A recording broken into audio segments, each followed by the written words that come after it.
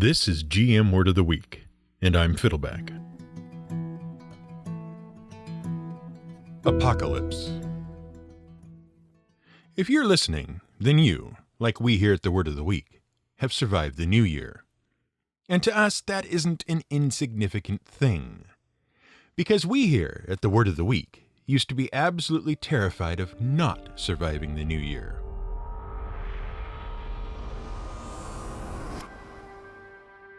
When we were children, long ago, we used to sit up with our family watching Dick Clark's New Year's Eve broadcast from Times Square, New York. And as the big ball descended and our family members counted down the seconds until the new year, blissfully unaware of the terror closing over our prepubescent mind, we slammed our eyes shut. Because we knew that this time, this year, this would be the end. The end of the world. Apocalypse. We have no idea where our young mind got the idea that the end of the year might be the end of the world. Eventually, we did get over that fear. By the time the year 2000 came around, we were immune to the terror that year would be the last one. A fear that gripped many others, what with foolishly short-sighted computer programmers and just the general poetic rightness of the world ending in a year with a big, round number. When the 2012 Mayan calendar fervor hit, we just laughed it off. But we still haven't forgotten those years spent in baffled terror watching our family count down, watching a giant illuminated glass ball slide down a flagpole, time sliding inexorably toward it. The end. Apocalypse. Which raises an interesting question. Why do we count down the new year by watching a giant sphere descend a flagpole on top of one Times Square in New York City? Well, the tradition of the Times Square New Year's Eve ball started 100 years ago. But the concept of a time ball is even older. It dates back to 1833 and to a place that pretty much sets the clock for the entire world.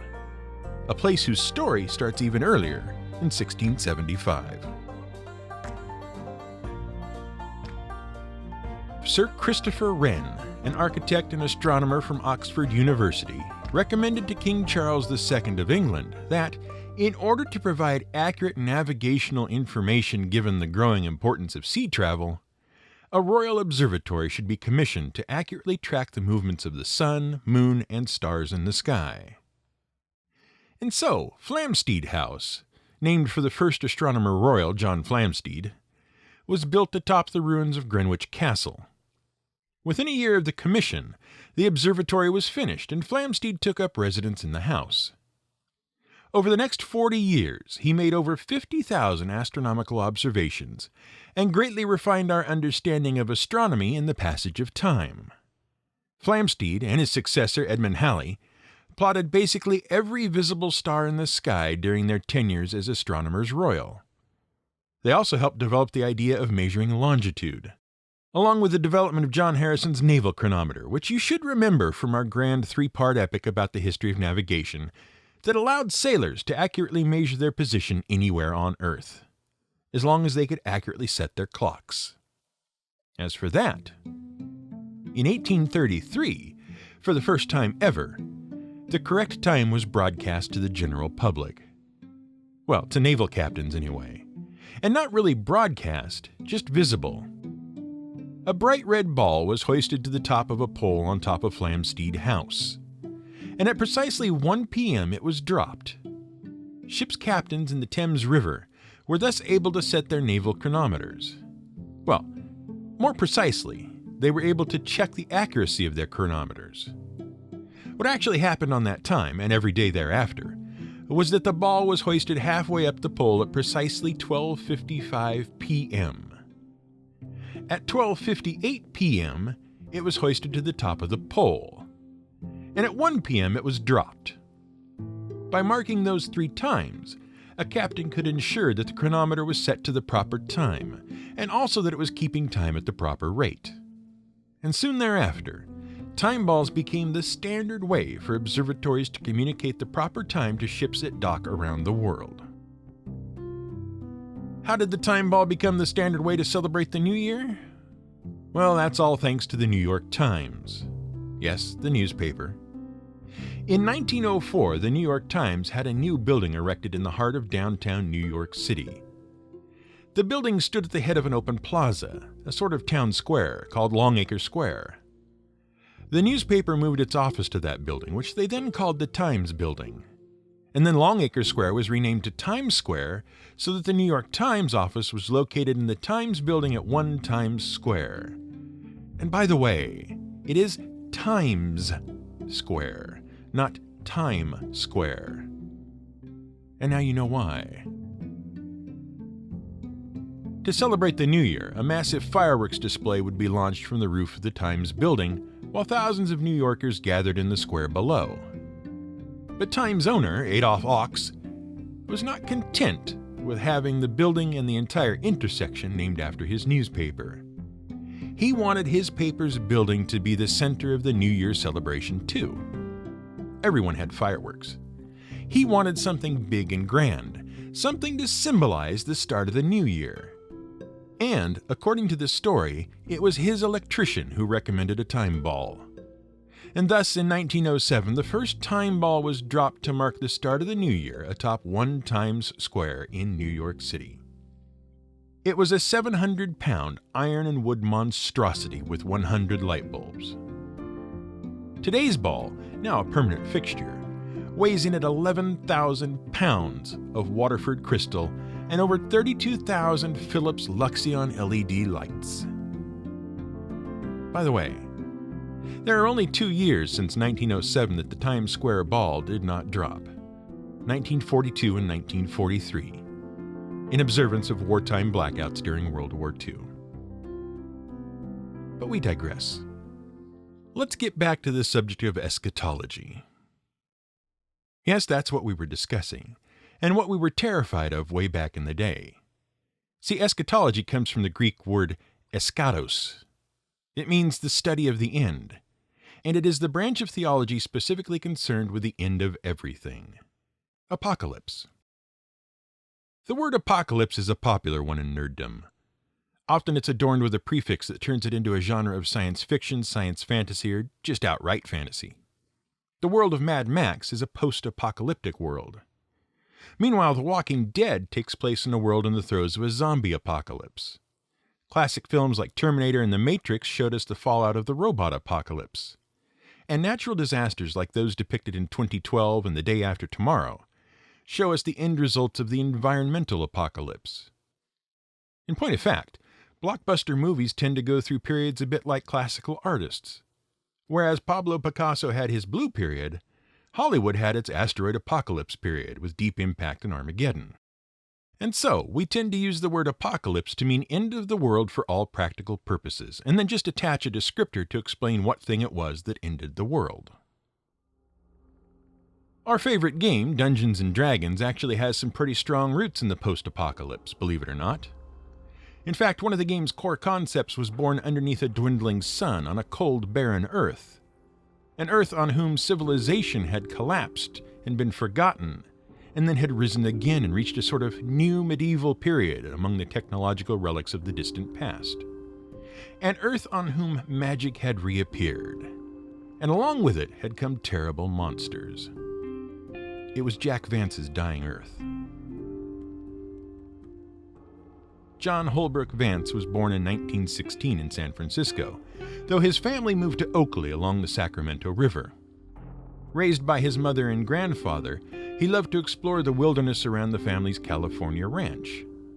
But when his grandfather passed away, Vance was forced to bounce from odd job to help support himself and his mother. Eventually he entered college, where he flitted between majors without a real purpose, though he discovered that he enjoyed writing. After that, he worked as an electrician in the naval shipyards at Pearl Harbor, Hawaii. He left that job just 1 month before the World War II Japanese attack in 1941. He tried to enter the military after that, but failed due to his poor eyesight. Later, he cheated on an eye exam and was able to join the Merchant Marines as a seaman and discover a passion for sailing. It was during his time in the service that Jack Vance wrote a series of short stories that would inspire the young Gary Gygax when he created his chainmail fantasy wargame and the Dungeons & Dragons role-playing game. The series of 6 short stories, which were published in 1950 as one collection known as The Dying Earth, told the story of Vancian the Magician and his adventures in the post-apocalyptic fantasyscape. But it was the second volume of tales, published as Eyes of the Overworld in 1966, that Gary became truly engrossed with, and its tales of the amoral anti-hero Kugel the Clever. Apart from offering a dark, cynical, and anti-heroic take on fantasy with some subtle science fiction influences, the Dying Earth books also helped Gygax deal with a problem in his game of fantasy warfare called chainmail. As he explained in a 2001 article for Pro Fantasy, Gygax had been trying to work out how to limit the fantastic power of wizards. And the Dying Earth series offered the answer. In that series, a magical spell was not just a set of instructions. It was magical in itself. And a wizard, in studying said spell, was gathering and shaping the magical energy needed to cast the spell in his own mind. Once he unleashed the magic of the spell, the entire spell was gone from the wizard's mind and had to be studied again. Fans of both D&D and The Dying Earth dubbed this system Vancian Magic. But that detail itself is insufficient to describe the love that Gary Gygax had for Jack Vance's work. Many magical items and spells from Vance's books were also ported into the D&D universe. These included magical gems known as Ioun stones, a robe covered with working eyes that granted the wearer supernatural awareness, and some of the more obscure spells like prismatic spray and Everard's black tentacles. Gygax even teleported the players in his own games to a Dying Earth-like world of his own devising. And he used all of these details with the full permission of the author. Gygax was so taken with the author and felt he owed him so much that he invited Vance to be the guest of honor at an early instance of TSR's annual gaming ballyhoo, Gen Con, in Lake Geneva, Wisconsin. But Vance politely declined because he didn't seem to think he was worthy of the reverence that fans heaped on him. At least, in Gygax's opinion. Oh, for those wondering, the immortal wizard and lich lord Vecna was, in fact, named as an anagram of Vance. And also, years later, Gygax discovered that Vance had written a Lord Gygax as a minor character into a later story in honor of the game creator and fan. But here's the problem with all of these apocalypses. From the Dying Earth to the zombie apocalypse to all the Terminators and Grey Goos in between. They aren't apocalypses. There's actually only one apocalypse.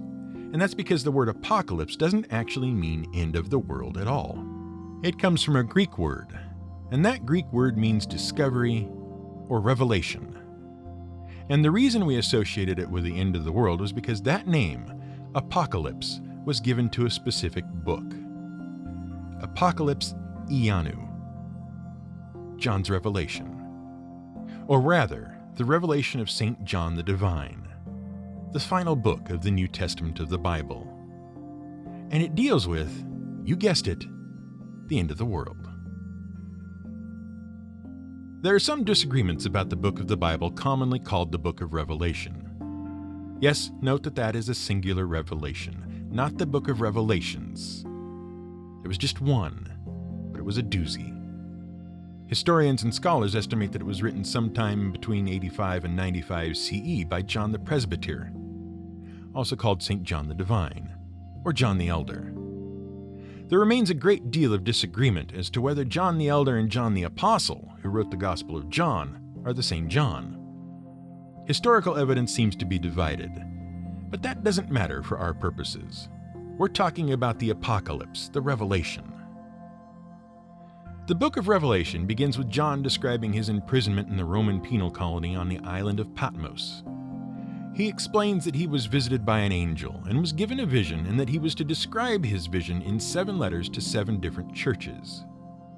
Each of those churches had some particular failing, and they had to be warned to remain true to the faith because of the coming of a final judgment. He then describes a figure he calls the slain lamb, Christ, the Son of God, appearing and holding forth a book with 7 seals. As each of the seals is undone, a judgment is visited upon the earth. The most famous of these are the first four, the so-called four horsemen of the apocalypse. Though the figures in the biblical verse differ greatly from the popular depictions. As the first seal is undone, for example, a rider on a white horse goes forth with a crown and a bow, and he goes forth to conquer. It's unclear quite how this horseman got named Pestilence, but the first appearance of that name seems to be in 1906. After the second seal is undone, a rider goes forth on a red horse with a sword. With the third, a rider appears on a black horse with merchant scales as voices give out a sort of divine stock ticker of grain prices. And with the fourth seal, on a pallid horse comes the only horseman that is named in the Bible: Death. That pallid thing, by the way, is interesting. Normally, death is described as riding a pale horse, but the Greek word is chloros, which refers to a sickly greenish-gray color that was associated with corpses. Together, the four horsemen are sent to ride over a quarter of the earth and kill by sword and with famine and plague and wild beasts. And Hades comes along behind them, devouring those they kill.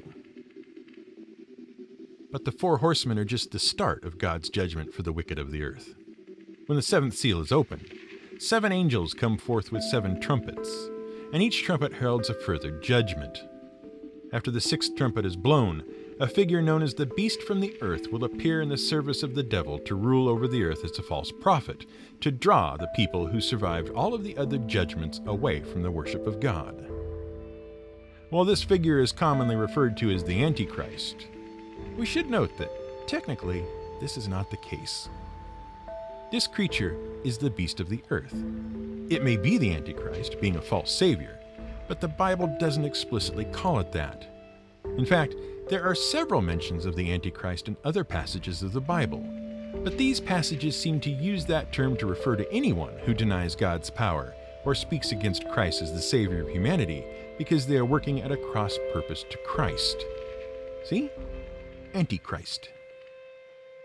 But we digress. Back to the book of Revelation. Now, we've skipped over a lot. There are 7 of just about everything: 7 seals, 7 trumpets, 7 bowls each filled with a different plague, and so on. But what's the point of all these judgments? Well, basically, they will be visited upon the wicked of the earth and give everyone on earth one last chance to repent and pledge their faith in God. Those who do so will be welcomed into the new kingdom of Christ, where there will be peace and plenty and everlasting life, while the devil and the beast and all the wicked will be cast into a lake of fire for eternity. And the whole point was that John was warning the people of earth that this stuff was coming, and coming soon. And taken symbolically, there are some very interesting historical, literary, and theological interpretations of this particular book of the Bible. The interpretations basically break down into 4 groups. The first are the Preterists. They figure that most of the events in the book have already happened, and identify most of the events as events that occurred during the persecution of Christians in the fall of Rome. The accounts are symbolic representations of the spread of Christianity, the conquest of Rome, and so on. The Historicists take a similar view. They figure some of the events of the book of Revelation have already happened, but there's more to come. Again, the events are symbolic descriptions of historical events. The Revelation covers the whole future span of history, and we're somewhere in the middle. The Futurists say this stuff hasn't even started yet, and we'll have to wait and see. And meanwhile, the Idealists see the whole thing as an allegory for a battle between morality and amorality that is constantly playing out across the span of human history. Oh, and while we're debunking the definitions of end-of-the-world words and on the subject of the Bible, we should also mention the word Armageddon. You might think that the word refers to the event that ushers in a not-apocalypse. Like a nuclear war or an asteroid impact or something. Well, it isn't. It's a biblical word, too. It comes from the Hebrew name Har Megiddo, which is translated into the Greek as Tel Megiddo. What does it mean? Well, it's the name of a hilltop fortress and city in the Jezreel Valley in modern-day Israel. And it's significant because in the book of Revelation, It is where the demonic spirits of the beast would gather the kings of the earth for battle. Again, the interpretation of this passage, Revelation chapter 16 verses 12 to 16, is debated among scholars and theologians, and it may refer to the site of the ancient city of Megiddo, or just a mountain at which a bunch of people are gathered. And the nature of the war itself is unclear. But whatever all of that is really about, and what it was intended to be about, we can be sure of one thing. Our childhood fears did not come true. We lived through another New Year's Eve. And as we embark on the third calendar year of this podcast, we'd like to say thank you for sticking with us on this journey. And Happy New Year. This has been GM Word of the Week. It's written and researched by The Angry GM and produced by me, Fiddleback. You can support us on Patreon at patreon.com/GM Word of the Week. You can find more at gmwordoftheweek.com and theangrygm.com.